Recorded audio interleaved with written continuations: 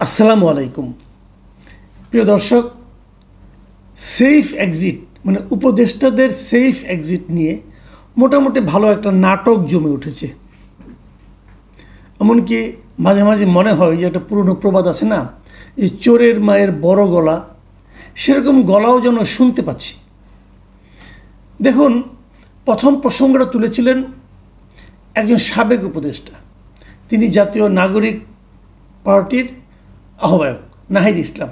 তিনি বলেছিলেন যে উপদেষ্টাদের অনেকে বিভিন্ন রাজনৈতিক দলের সঙ্গে যোগাযোগ করছেন, লিয়াজও মেনটেন করছেন। কেন?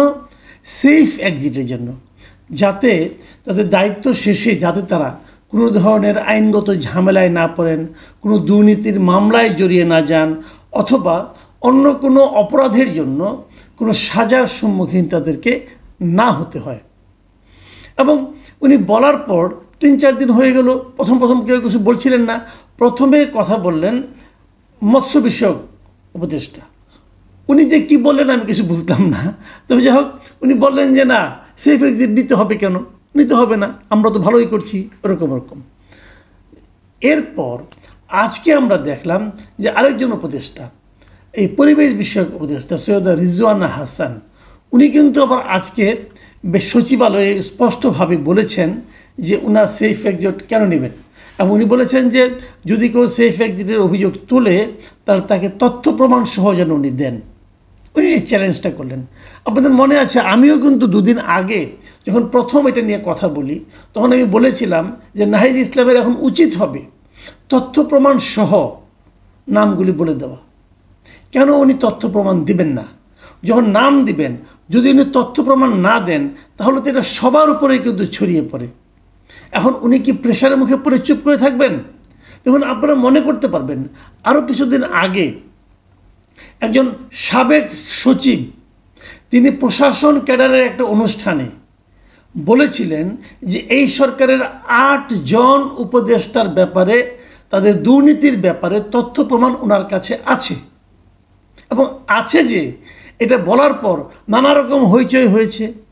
উনি কিন্তু 8 জনের কারো নাম দেননি। নাম না দেওয়ার ফলে পরের দিন দেখলাম উনি চুপ হয়ে গেলেন, আর কেউ কিছু বললেন না। আমি সন্দেহ করি, আবার বলছি, আমি সন্দেহ করি ওই 8 জন বোধহয় ওনার সঙ্গে যোগাযোগ করেছেন, করে ওনাকে কিছু টাকা পয়সা দিয়ে থামিয়ে দিয়েছেন। এবং উনিও, ওই লোকটা যিনি সাবেক সচিব, এবং উনি একসময় খালেদা জিয়ার খুব ঘনিষ্ঠ ছিলেন, বিএনপির খুব ঘনিষ্ঠ ছিলেন, এখনও খুব ঘনিষ্ঠ আছেন, এবং এই ঘনিষ্ঠতার জোরে উনি অফিসার্স ক্লাবেরও অনেক বড় পদ বাগিয়েছেন, কোনো সন্দেহ নাই। আমি সন্দেহ করি উনি একটা বিপুল পরিমাণ অর্থ পাওয়ার জন্যই ওই 8 জনের নাম বলেছিলেন। ওনার কাছে তথ্য প্রমাণ নেই এটা আমি বিশ্বাস করি না, আমি মনে করি আছে। তথ্য প্রমাণ না থাকলে উনি ওভাবে কথাটা বলতেন না প্রকাশ্যে। এবং যখন বলেছেন, তার সামনে থাকা সমস্ত সচিব এবং প্রশাসন ক্যাডারের অন্য যত লোক ছিল, সবাই কিন্তু হাততালি দিয়ে ওনাকে বাহবা দিয়েছেন।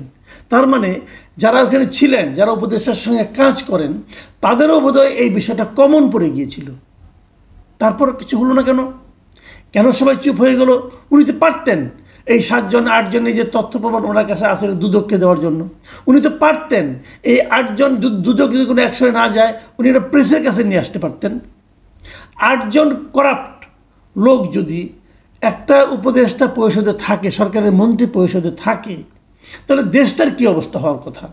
তাহলে উনি কি দেশের পক্ষে বলেছেন কথাটা, নাকি এই উপদেষ্টাদেরকে ধমক দিয়ে নিজের পক্ষে কিছু মাল কামাই করার জন্য বলেছেন, নাকি উপদেষ্টাদেরকে হেল্প করেছেন? কোনটা? এখানে সবচেয়ে ভালো পদ্ধতি হলো উনি যে দেশের পক্ষে, জনগণের পক্ষে কথাটা বলতেন, সেক্ষেত্রে ওনার নামগুলি প্রকাশ করা ফরজ ছিল। উনি ফরজ লঙ্ঘন করেছেন। ওনার ফরজ লঙ্ঘন করার জন্য আমি মনে করি ওনার কবিরা গুনাহ হয়েছে। উনি ভয়ঙ্কর অন্যায় করেছেন। আমি কবিরা গুনাহ কথাটা এমনি বলার জন্য বললাম, কিন্তু উনি ভয়ঙ্কর অন্যায় করেছেন। উনি লেনদেন করে চুপ হয়ে গেছেন। একই রকম কথা আমি এখানেও বলবো। নাহিদ ইসলামকে নামগুলি বলবেন, যদি নাম না বলেন তাহলে আমি মনে করব উনিও লেনদেনের মাধ্যমে চুপ হয়ে যাচ্ছেন। মালপানি পেয়েছেন, অথবা সুযোগ সুবিধা পেয়েছেন, ক্যাশ অর কাইন্ড, আমি জানি না। এবং এগুলোর পরে আজকে দেখলাম সৈয়দ রিজওয়ানা হাসানও কিন্তু একই চ্যালেঞ্জ করলেন যে অভিযোগগুলির তথ্য প্রমাণ ওনারা দিচ্ছেন না কেন? পরিষ্কার তথ্য প্রমাণ তুলে ধরার আহ্বান জানিয়েছেন। এবং উনি বলেছেন, ওনার কথাটা শুনুন উনি কী বলেছেন। উনি বলেছেন যে উনি মানে নাহিদ ইসলাম এটা উনি অভিমান থেকে বলেছেন নাকি ওনার কোনো একটা ব্যাপারে গ্রিভেন্স আছে, এই বিষয়গুলো ওনাকে পরিষ্কার করতে হবে। তাকে তার বক্তব্যকে সাবস্ট্যান্সিয়েট করতে হবে। তার মানে কি হচ্ছে, উনি সম্ভাব্য দুটো জিনিস দেখেছেন। একটা হলো যে ওনার নিজস্ব কোনো ক্ষোভ আছে অথবা ওনার কোনো অভিমান আছে। নেইটা কি? নেই হলো সত্যতা। তার মানে রিজওয়ানা হাসানের কথায় নাহিদ ইসলাম একজন মিথ্যাবাদী। কথা পরিষ্কার ভাই, কথা পরিষ্কার। এখন নাহিদ ইসলামকে ওনার এই মিথ্যাবাদী এই বিশেষণটা নামের সঙ্গে জুড়ে নিয়েই বাকি সময় কাটাবেন, নাকি সত্যবাদী হিসাবে নিজের অবস্থানটাকে ক্লিয়ার করতে চাইবেন? কেউ কেউ তো বলবেন আমি নাহিদ ইসলামকে উস্কে দিচ্ছি। যদি বলেন আমি তার সঙ্গে একমত, আমি উস্কে দিচ্ছি। কারণ আমি উস্কে দিচ্ছি নাহিদ ইসলামের সঙ্গে অন্য কারো যুদ্ধ দেখার জন্য না, আমি উস্কে দিচ্ছি এই দেশটার ভালোর জন্য। আমি উস্কে দিচ্ছি এই চোর এবং মিথ্যাবাদী, কে চোর কে মিথ্যাবাদী, এটা প্রমাণিত হওয়ার জন্য। কারণ এরা একজন আমাদের এখন এইমাত্র দেশ চালাচ্ছেন, আর একজন দেশ চালাতে চাইছেন। দুজনের ব্যাপারে আমাদের ক্লিয়ার হওয়া উচিত। দেখুন, তথ্য প্রমাণ কথা যদি বলা হয়, আমি রেজওয়ানা হাসানকে বলি। আজকে থেকে বেশ কিছুদিন আগে, এই গত মাসের 25 তারিখে সোশ্যাল মিডিয়ায় একজন সাংবাদিক আছে আমাদের খুব সক্রিয়। উনি সোশ্যাল মিডিয়ায় প্রায়ই নানা রকম তথ্য প্রমাণ সন্নিবেশ করেন এবং সেখানে উনি একটা তথ্য, মিস্টার জুলকারনাইন সায়ের, উনি একটা তথ্য দিয়েছিলেন যে বিগত সরকার মানে আওয়ামী লীগ সরকারের শেখ হাসিনার কেশিয়ার হিসেবে যাকে অভিহিত করা হয়, সেই জ্বালানি প্রতিমন্ত্রী নসরুল হামিদ বিপু, তার বিশাল প্রপার্টি এখন রক্ষণাবেক্ষণ করছেন, মালিকানায় আছেন কে? এই রিজওয়ানা হাসানের স্বামী এবং পুত্র। এটা উনি তথ্য প্রমাণ সহ লিখেছেন, ডকুমেন্টও দিয়েছেন। এবং প্রশ্ন হচ্ছে ওনাদের যে হামিদ সোয়েটার, নসরুল হামিদ বিপুর যে হামিদ সোয়েটার, সেটার মালিকানা এখন এই দুজনের নামে, রিজওয়ানা হাসানের স্বামী এবং পুত্রর নামে ট্রান্সফার করা হয়েছে। এটা অনেকেই দীর্ঘদিন ধরে জানতেন যে বিপুর সঙ্গে রিজওয়ানা হাসানের স্বামী আবু বকর সিদ্দিকীর খুব ঘনিষ্ঠ সম্পর্ক, এটা অনেক বছর ধরে সম্পর্ক। আমি এটাও বলবো যে আওয়ামী স্বৈরাচারের সবচেয়ে সুবিধাভোগী যে 2-3 জন লোক, তাদের একজনের সঙ্গে যাদের ঘনিষ্ঠতম সম্পর্ক, বন্ধু বলা হয়ে থাকে, তার পরিবারের লোককে উপদেষ্টা হয় কিভাবে? এটা একটা বেসিক কোশ্চেন। আওয়ামী পরিবারের একজন লোক হেঁটে গেলে পর তার ছায়া যার উপর পড়েছে তাকেও কিন্তু স্বৈরাচারী আখ্যা দিয়ে মবের শিকার হতে হয়েছে। তো উনি কিভাবে উপদেষ্টা হয়ে গেলেন? প্রশ্নের জবাবটা কি? এবং বিপুল সম্পত্তি যে ওনাদের কাছে, ওনার ফ্যামিলির কাছে রয়ে গেছে, এখন ওনারা তো বলবেন এগুলো আমাদের নামে ট্রান্সফার হয়ে গেছে। আরে ভাই, এস আলমের অনেক সম্পত্তি তার বাড়ির কাজের লোকের নামে ট্রান্সফার হয়ে গেছিল, হয়েছিল না? কিভাবে বাংলাদেশের সম্পদ কার নামে কোনটা থাকে এটা তো আমরা বুঝি, সবাই জানে। এখনও মানে উনি চলে যাওয়ার আগের দিন পর্যন্ত এই শিল্পের যে অ্যাসোসিয়েশন, তার ডিরেক্টরিতে পর্যন্ত তাদের নাম আছে, সবাই জানে এটা তাদের প্রপার্টি। উনি দেখভাল করতেন এবং এখনও দেখভাল করে যাচ্ছেন। এটা দৃশ্যত। আরও কত সম্পদ এখন পর্যন্ত শুনেছেন যে নসরুল হামিদ বিপুর কোনো সম্পত্তি নিয়ে কোনো রকম ঝামেলা হয়েছে? উনি তো শেখ হাসিনার কেশিয়ার ছিলেন রে ভাই, তার প্রপার্টি কিন্তু খুব নিরাপদ আছে। উনি অত্যন্ত নিরাপত্তার মধ্যে দেশ ত্যাগ করতে পেরেছেন। কার ছত্রছায়ায়? কিভাবে? এই সমস্ত প্রশ্নের জবাব কি সৈয়দ রিজওয়ানা হাসান দিয়েছেন? উনি এখন নাহিদ ইসলামের কাছে প্রশ্ন চাচ্ছেন কেন? আপনি এটাকে ক্লিয়ার করেন ভাই, আপনি নামে উত্থাপিত ক্লিয়ার করতে পেরেছেন?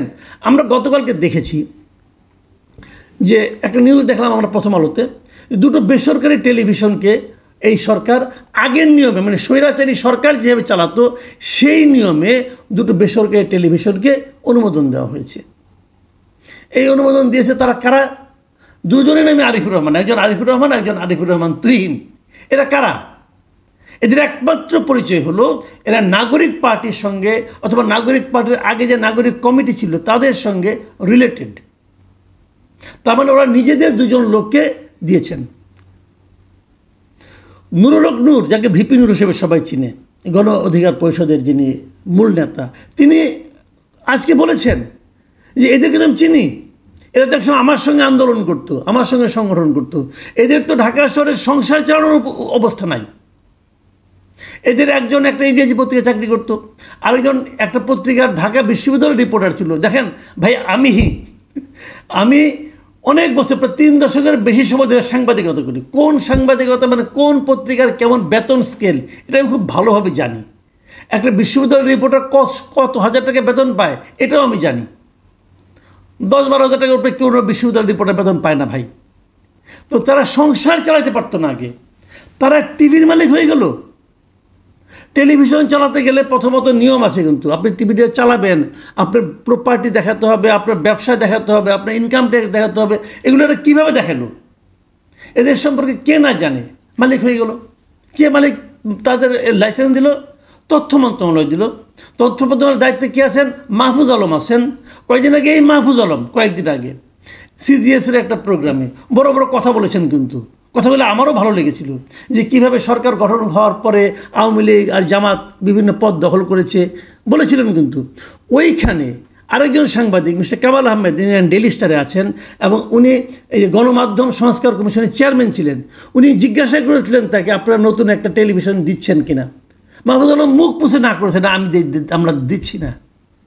তার 1 সপ্তাহের মধ্যে দেখলাম 2টা টেলিভিশনের পারমিশন হয়ে গেল। মাহফুজ আলম এবার কী বলবেন? মাল খেয়েছেন?